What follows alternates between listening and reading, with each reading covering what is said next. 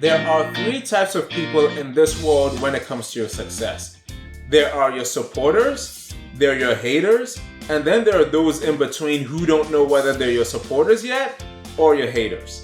Here's the thing. If you want to be successful, you've got to focus on your supporters and maybe even focus on the group that haven't decided whether they're going to be your supporters or your haters, because you have a chance to influence them.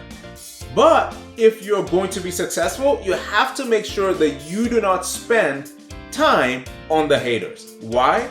Because no matter what, the haters will find something that they don't like about you, whether it's your physical appearance, whether it's your voice, whether it's the color of your skin, whether it's the way you do something. They will find something to dislike you. There is absolutely nothing you can say to change their mind. In fact, the most successful man to have ever lived did have haters. And the funny thing is, the haters were in his own hometown.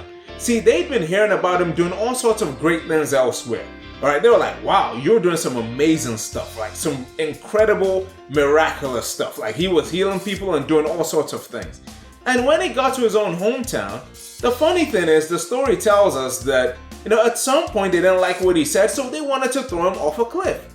Now, that doesn't even make any sense. Or as one of my friends would say, that don't even make no sense, right? And he says it in jest, but think about that. Why would you want to get rid of somebody that's actually doing something great in your society and in your life? It doesn't make any sense, but that's the thing. Don't try to understand your haters, because they just won't make any sense. It doesn't matter whether you say something, they won't like something that you said, how you said it, okay?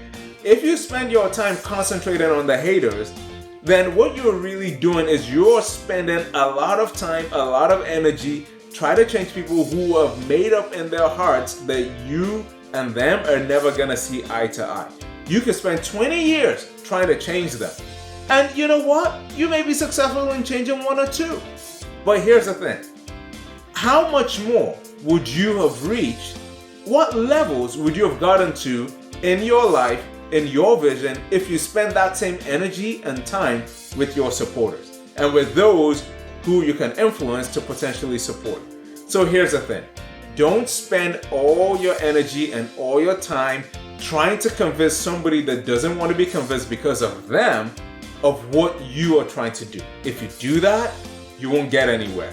So here's my plead for, here's what I'm pleading. Please do not allow the haters to stop you. All right? If the most successful man to have ever lived had haters, you're going to have haters. Make sure you focus on the supporters. That is what the most successful man to have ever lived did, and that is what you need to do. Okay? Make sure you do that and you will be successful. Thank you so much, and we'll see you next time.